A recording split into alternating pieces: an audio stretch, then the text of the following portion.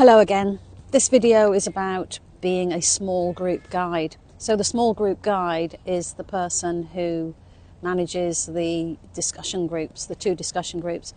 If you've chosen to do this role, thank you very much. It's a really important role.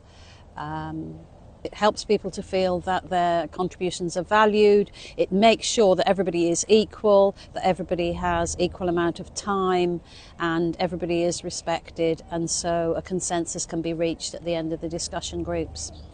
There is a script attached to this video to suggest how to approach the two discussions and lots of good tips about how to manage people who talk too much or people who interrupt or even people who are disrespectful. The most important part of your role is to establish the group discussion as a place of equality. You are neutral, you don't give your views, you let the other people come up with the ideas, and really it's a case of encouraging people to see other people's perspectives.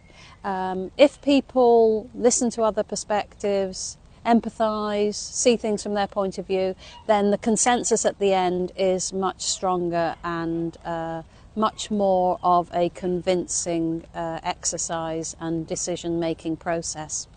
The two discussions are usually between about 20 minutes and 40 minutes long. As you know, there'll be a different question for each, and timing is crucial. This will be your biggest challenge. You know, people like to talk, they get passionate, they get on their soapbox, and so you need to really make sure that people in your group, don't dominate. You'll need to do some practical things apart from timing, like make sure you appoint a note taker. At the beginning of session one, that discussion one, there is always in every assembly 1 or 2 minutes for each member of your group to introduce themselves, and that is crucial.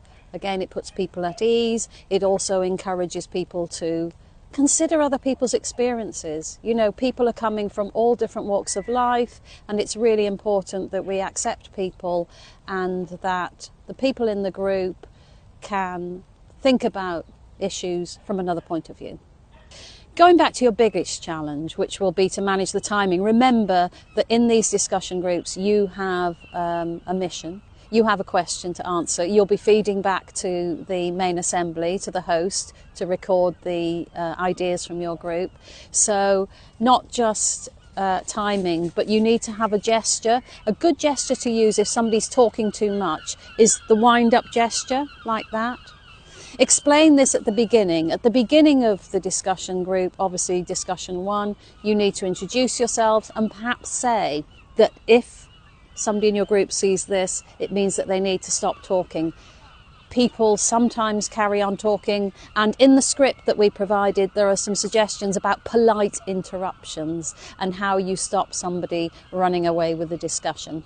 Occasionally contentious issues can arise, and some discussions can border on a little bit of conflict between members, sensitive topics, sensitive issues in the area or the country.